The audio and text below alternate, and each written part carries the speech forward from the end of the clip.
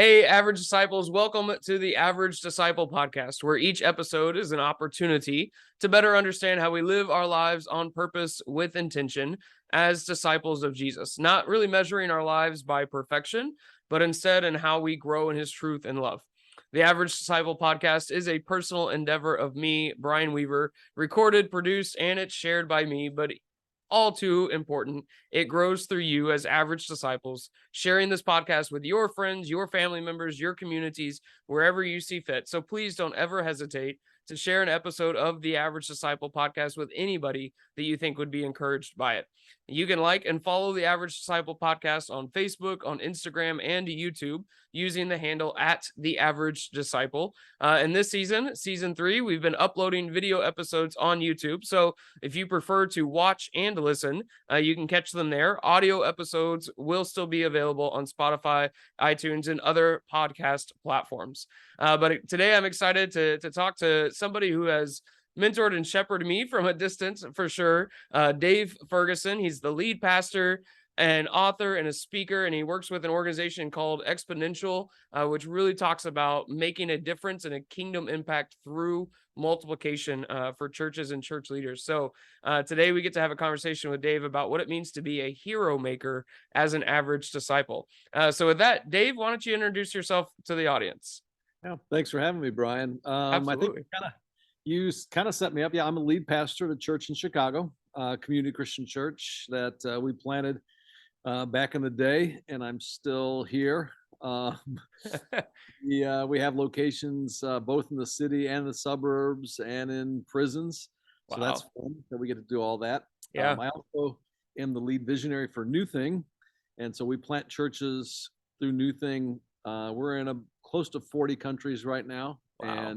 And primarily we do it by helping start and sustain church planting networks. And we could talk as much about that as you want if you're interested. And then you also mentioned, I also helped start Exponential. I'm currently the interim CEO. We're looking for the next CEO, so I can go back to just kind of being the president and the visionary for that. Yeah.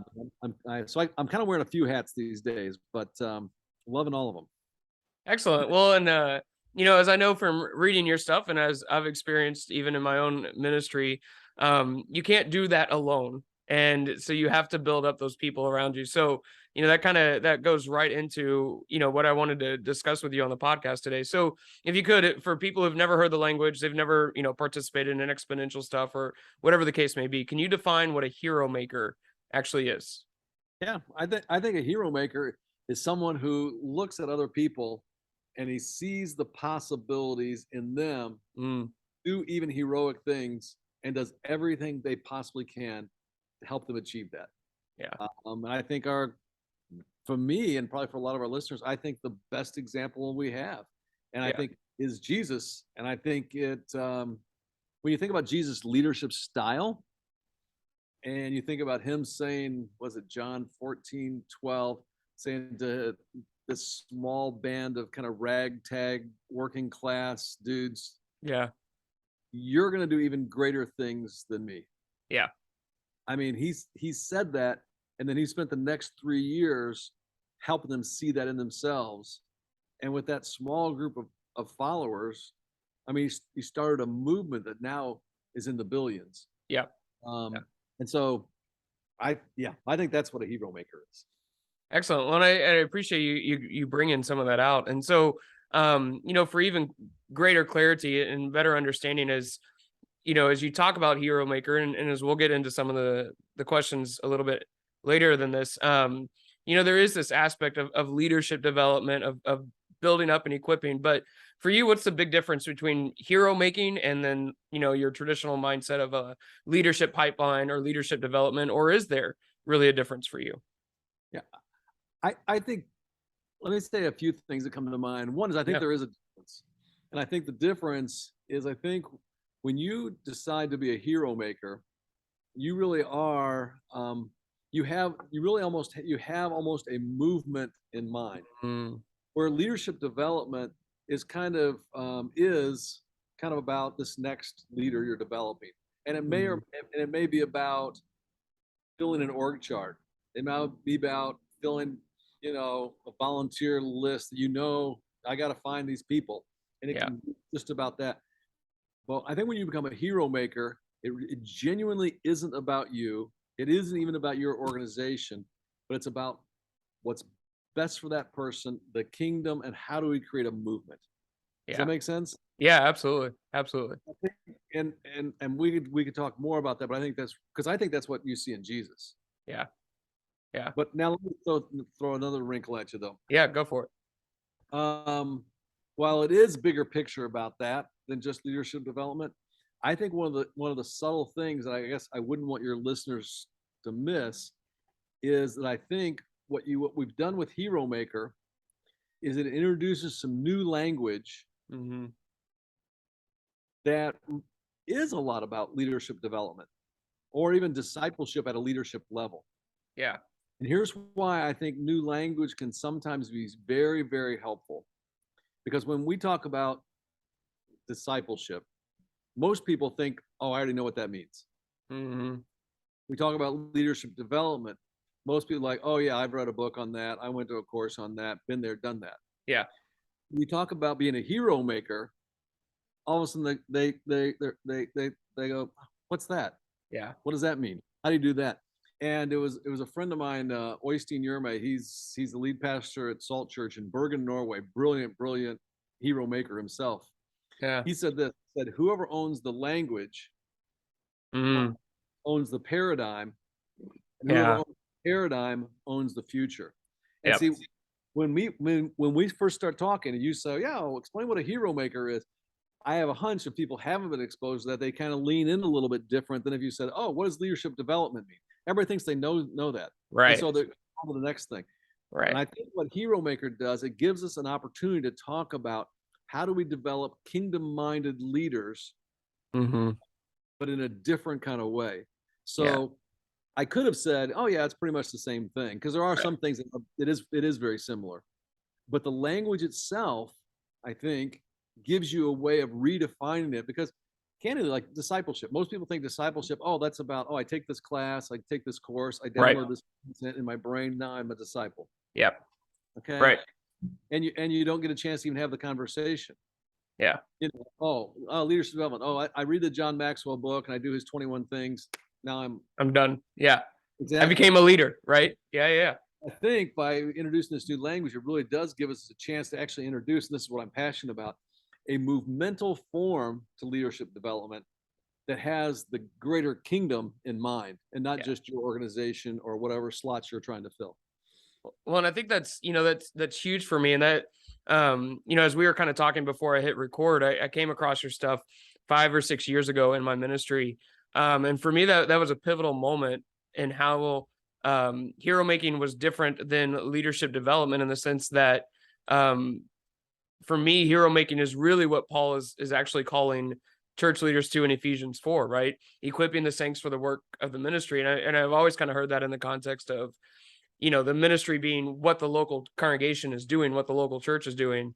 And more in my own ministry, and more in the 21st century context that we live in, I'm realizing that's I don't think that's what Paul is actually talking about, as much as how do they live their daily lives in a way that they're living out the gospel, right? They're proclaiming the gospel, they're carrying out that ministry.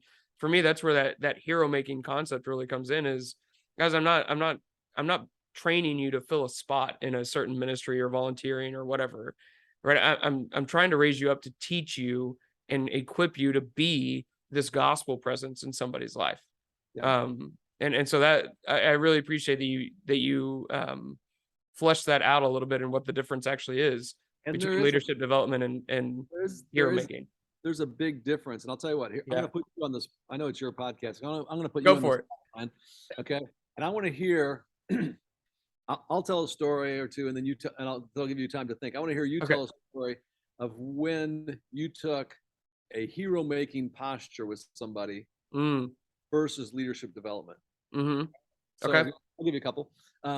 So I just came from lunch with a guy who's in my small group, Michael, Yeah. sharp guy. And one of the values around hero making and is you're developing apprentices, in particular Yep. apprentice leaders. And so the lunchtime conversation I just had with him, like literally a half hour ago, was asking him to be the apprentice in my small group. Yeah. And so, but one of the things I asked him, I said, "So what do you see down the road, Michael?" And he's like, I don't know. He said, and he started like talking like ministry stuff, Mhm. like I mean, like quitting his job, kind of ministry kind of stuff. And I told him, I said, you know what? I said, I could totally help you with that. Yeah. And in that moment, I wasn't just thinking, okay, how do I fill the slot of an apprentice leader in my small group? How do I make my small Mhm. group ministry grow? Or even just how do I find someone else to volunteer in my church? I was Mhm. like, sincerely, I think I was coming from a good place. I was going like, okay, hey, Michael's got a dream in there. Yeah. And how do I help him make that happen? Yeah. Make sense? Yeah. And I Yeah. think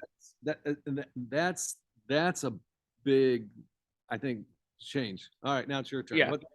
Tell me a story when you took a hero making mindset or approach to it versus just typical leadership kind of development. Yeah. So we actually on our staff, we have a person, he's going through a program.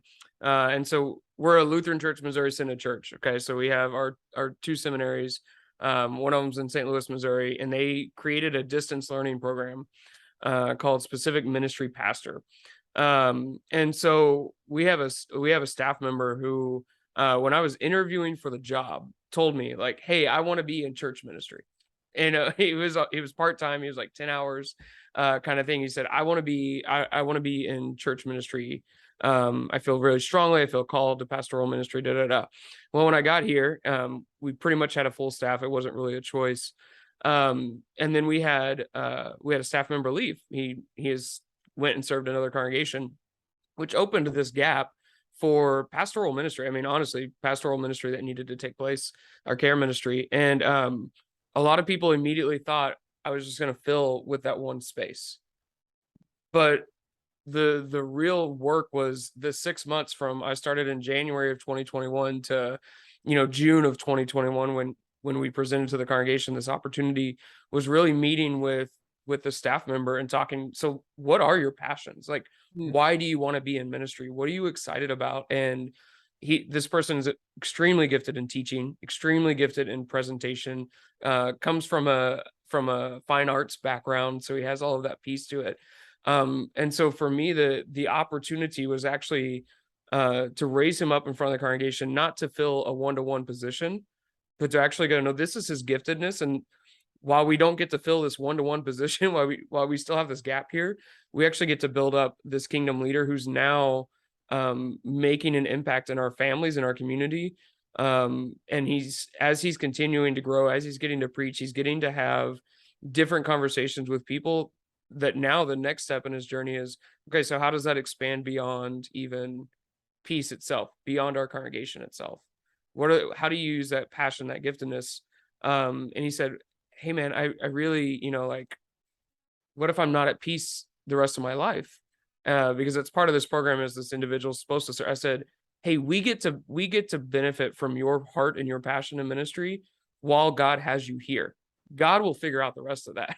We get to have your heart and passion in ministry here. And so for me, it's getting to lift him up in front of the congregation on a regular basis of you get he's very gifted in teaching and preaching in this way. And so even we have an elder team, and a couple of months ago, he had just preached that weekend before the elders meeting. And I come in and some of the guys were like, hey, you might be out of a job pretty soon here, Pastor. He's got the preaching going. And so for me, that was a moment to celebrate and be excited that, um, I get to see his heart and his passion growing and being fed so that he's actually doing kingdom work stuff. Yeah. That's seriously, Brian, that's awesome. I mean, it's Yeah. awesome in that, I mean, you are developing somebody, and it's about helping them figure out their Ephesians 2:10, Yep. kind of like what is the good work God prepared in advance for them to do. Exactly right. And I mean, you're doing that, and if the good work is there at peace, awesome. If the good work is somewhere else, awesome. If that good work is him being a better communicator than me, awesome. Yeah. Right. And Exactly right. seriously, I want to, we're just getting to know each other, Yeah. but props to you for not being insecure about that, because I mean, insecurity and fear keeps a lot of leaders. I heard someone the other day say, "No, I never have anybody speak at my church that's better than me." Yeah. You gotta be Yeah. kidding.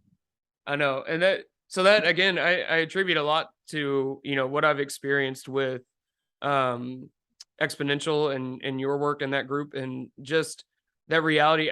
I mean, honestly, I've had to wrestle with that in my ministry and in my personal life. And it came down to me asking that question, do I really believe the kingdom is bigger than me? And for me, Yes. that was a huge mark and one of the reasons I wanted to have this conversation with you around hero making, because for me that's a conversation I have a lot of pastors in my circles. Do you actually think the kingdom is bigger than you and your church? Because if so, then I don't really see another option than Right. to pursue this hero making stuff. Yeah. Yeah. And there is kind of there's an issue of faith in it. And if it is bigger, do I trust God To do with it. Yeah. right? Yeah. Yeah. Yeah. So, you've been doing this for quite a few years now. So you've gotten to have a lot of good conversations, a lot of good Oh, coaching. Brian, did you just call me old? I did not. I did not. I said you've been doing this for a few years. But so in that note, so what are some qualities or character traits or even skill sets that you have found to be, uh, I mean, they're necessary, they're essential for that hero making mindset and movement in an average disciple and in a ministry leader? Yeah. I mean, at the core, that is the core content kind of the book. And I could hit the 5 practices if you'd Yeah. like me to hit those very quickly. Yeah, go for it. Okay, so a little bit of story behind it too. So one of the things that we did at Exponential is we pulled together a really exceptional group of thought leaders and Hmm. really asked them, okay, what are the kinds of leaders, or who are the kinds of leaders that are actually seeing multiple generations of multiplication Mm, and are actually seeing even movement happening. yeah. And so we began to think about those, and then we made a list. Okay, let's just what are all the traits and the characteristics of those kind of leaders? Does that Yeah. make sense? Yep. Yeah. And so we had a list probably of I don't know 25 different characteristics traits, and we all just brainstorm. Yeah, those kind of leaders that see multiple generations of leadership, development and multiplication. Here are the kind of things that they are. Yeah. Well, we took those and then we pared them down. We got rid of some, kind of comprised some together. Yeah. Yeah. Then we basically said, okay, what are the top 5? Mm, We felt like in the top 5, then you could probably put it in a book. Top 5, we could do it in a conference. Top 5, we can hmm. communicate those and give those. And that's what we have in Hero Maker. We said, okay, Hmm. here's the top 5 kind of essential practices of hero making, leaders and Hmm. multiple leaders. And we said, and here they are real quickly. So number 1 is what we call multiplication thinking. Hmm. And multiplication thinking is the courage to dream big enough that only God could make it possible. Hmm. And I and what happens, and you touched on a little bit, what happens for most leaders is they only dream as big as, like, I don't know, maybe it's the size of their own ego or the size of their own Hmm. auditorium or the size of the program that they have. Yeah. I had a leader come to me at one point and say, hey, I want you to take your dream and multiply it by 1,000,000. Right. And actually, at that point in time, my dream was to have a church of 1,000 people. So I thought, Yeah. oh, people, that'd be a big deal. Yeah. Yeah. Well, all of a sudden, you go 1,000 times 1,000,000, right? You got 1,000,000,000. You got 1 billion. Yeah. And then he said, okay, now how do you make that happen? Yeah. And what he did by that exercise, it actually forced me to push my dream to a place where I knew I couldn't do it on my own. Yeah. It forced me to go, like, I would have to do this through lots of other people. Yeah. I mean, and I would have to work across denominations. I would have to start lots of help other people start lots of other or even lots of other networks. If you notice in the introduction, Yeah. one of the things that NewThing does is we start sustain church planting networks, Yep. and that's part of how all that happens. Yeah. And so the first thing is multiplication thinking.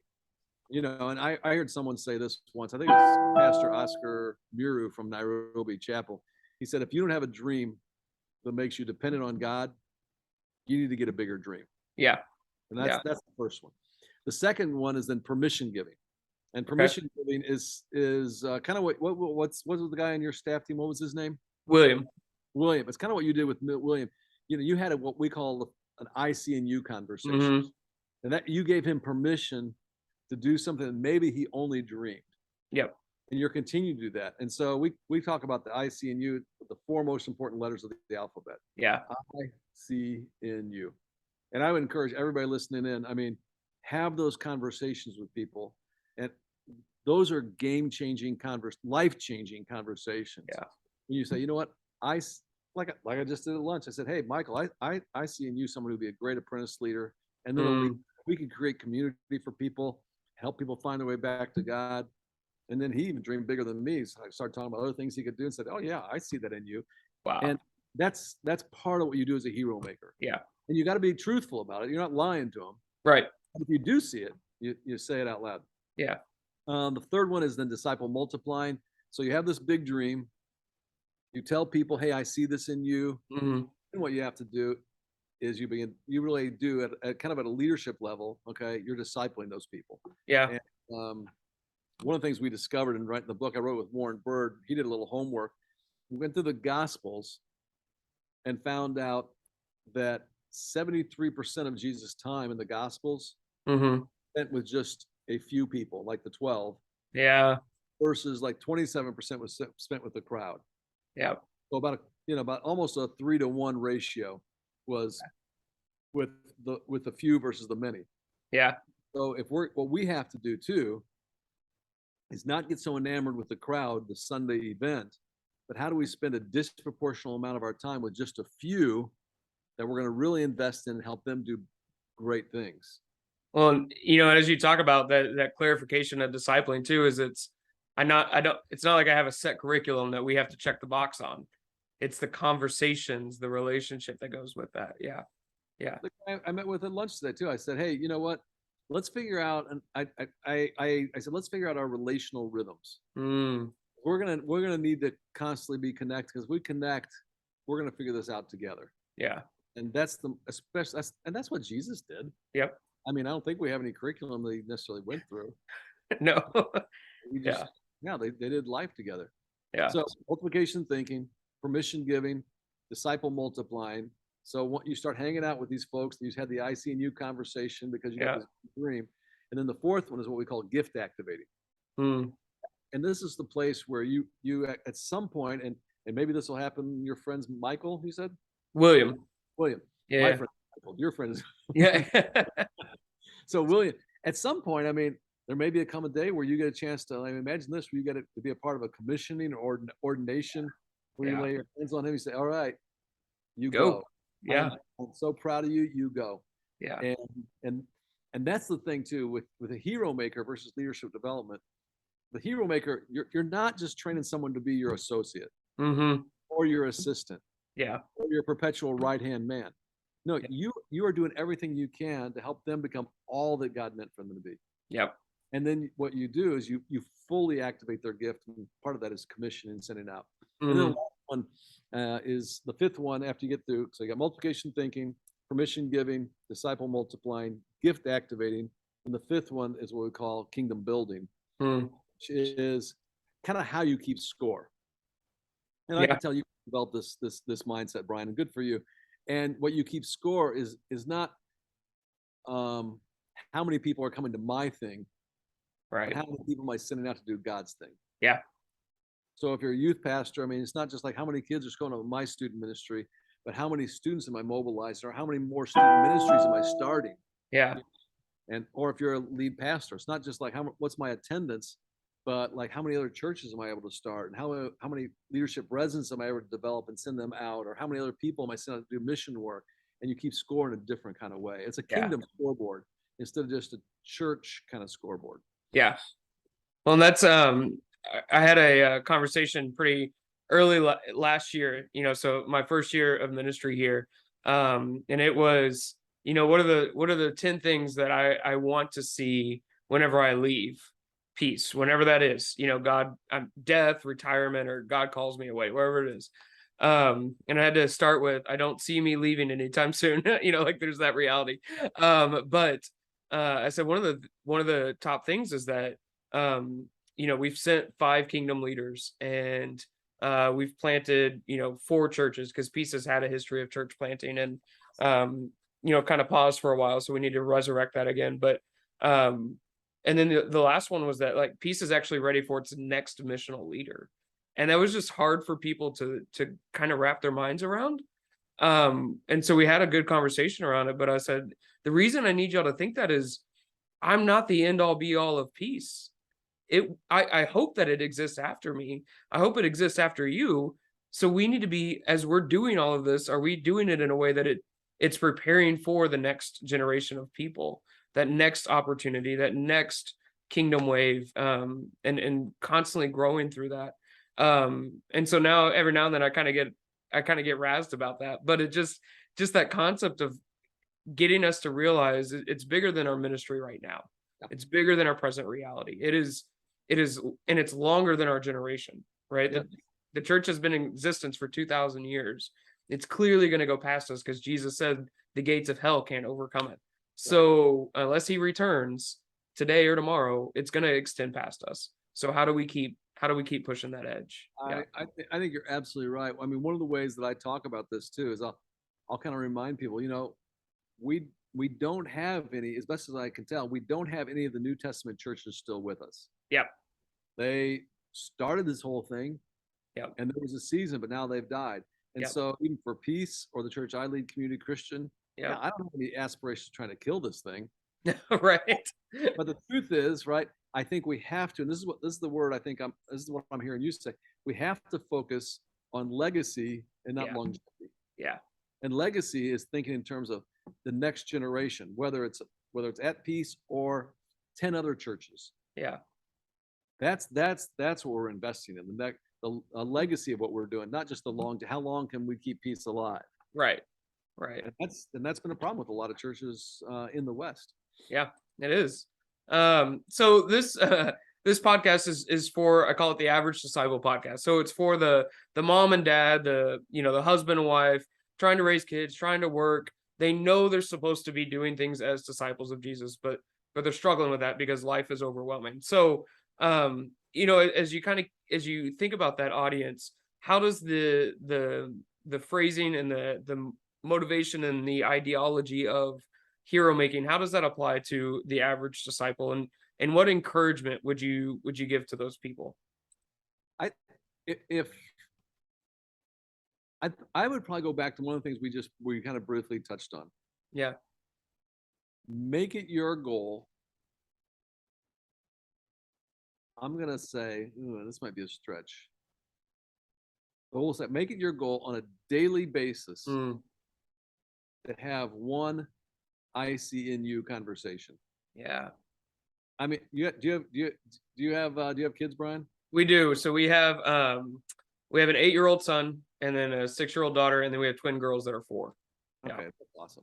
Yeah. It's exciting most days. Oh, yeah. Yeah. But imagine if every mom and dad were really intentional. Yeah. Having an ICNU conversation with their kids. You're not telling them you believe in them in a way that's different than their gifting, but when you see their niche, and you do, and you see some of their gifting, you see some of the special reason that God put them on earth.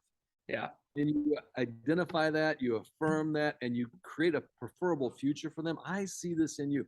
I mean, that's an awesome thing, because I mean, that is part of the blessing, I think, that every parent wants to give their kid.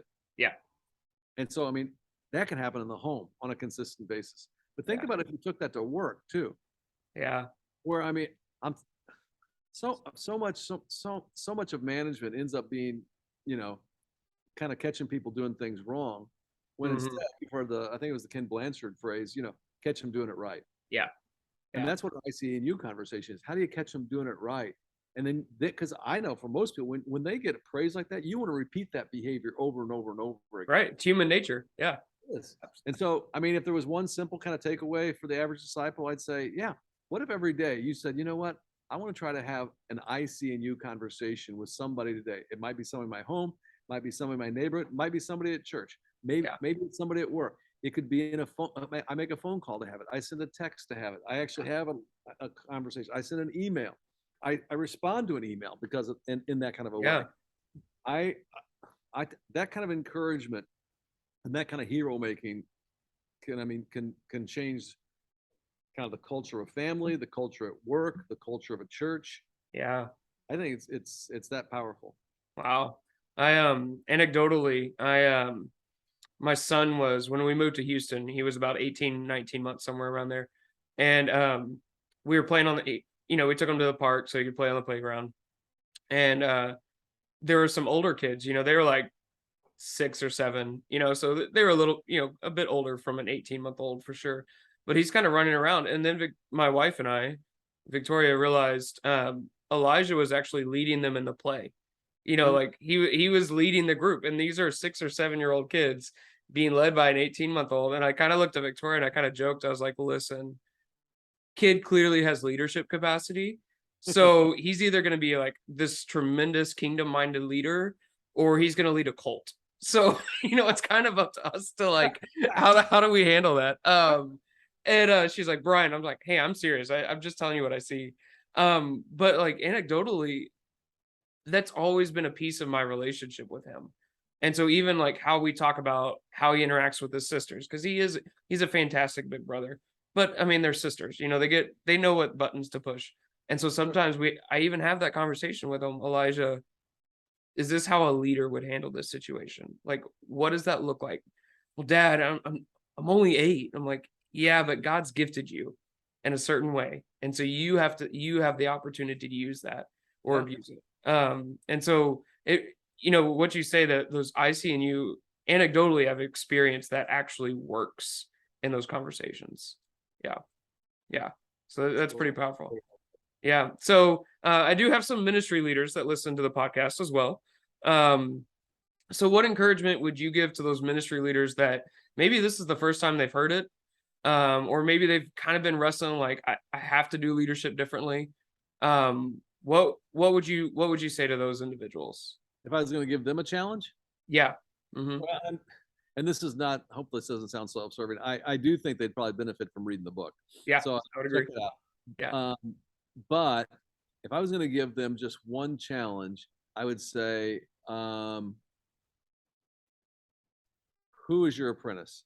Mm, Who who is someone that you are discipling at a leadership level? Who is yeah. someone that there's a relational rhythm where, yeah, you meet with them every week or you meet with them every other week, and you are there on their behalf to help them become everything that God meant for them to be. Yeah. Who is that? And if you don't have someone like that, you need to have at least one, up to a dozen of those people in your life. Yeah. So I would say, yeah. I mean, if that would be a great starting point. Have at least 1, 2, or 3 apprentices. Excellent. Excellent. Well, Dave, as we come to the end of the episode, is there, if people want to learn more, they want to hear you more, they want to dive more into hero making and your stuff with NewThings, with Exponential, etc., where can they go to find you and to interact with you a little bit more? Yeah, I mean, if they want to interact with me, I'm just daveferguson.org. That you can find all the stuff there, daveferguson.org. If you're interested in NewThing, what we're doing with church planning, both here in the United States and then around the world, that's newthing.org, and it's pretty amazing. And Exponential, we do have our regionals coming up in the next couple months. So you can go to exponential.org/events, exponential.org/events, and you can either join us at a regional like Brian did, or you can actually join us in Orlando next March, which is we got a terrific lineup. Excellent. I've always wanted to go to the national conference. I haven't gotten to do that yet. So yeah, I know. And I mean, it's Orlando. Like, what can go wrong there, right? It's like church Planapalooza. Excellent. Awesome. Well, Dave, again, I really appreciate you taking time to do this today, and to have this conversation. And I appreciate the work that you have put into the kingdom for the sake of our Savior. So thank you for that. Thank you so much. Thank y'all for joining us for this episode of the Average Disciple podcast. Again, don't forget to follow us on social media, Facebook, Instagram, or YouTube, using the handle at the Average Disciple. Information about Dave and his ministry and his kingdom impact and the websites that he mentioned, all of that will be listed in the episode description, so you can find it there as well. Again, the Average Disciple podcast is a personal endeavor of me, Brian Weaver, recorded, produced, and shared by me. But I cannot stress this enough. It grows through you, average disciples, sharing this podcast with your friends, your family members, your communities, with whomever God puts in your life. Anybody that you think would be encouraged by it, please don't hesitate to share. And lastly, life is measured not by the perfect moments, but by the ones that you grow through the most. So I beg of you, keep living your life on purpose with intention as an average disciple of Jesus, and we'll catch you on the next episode. Thanks, guys.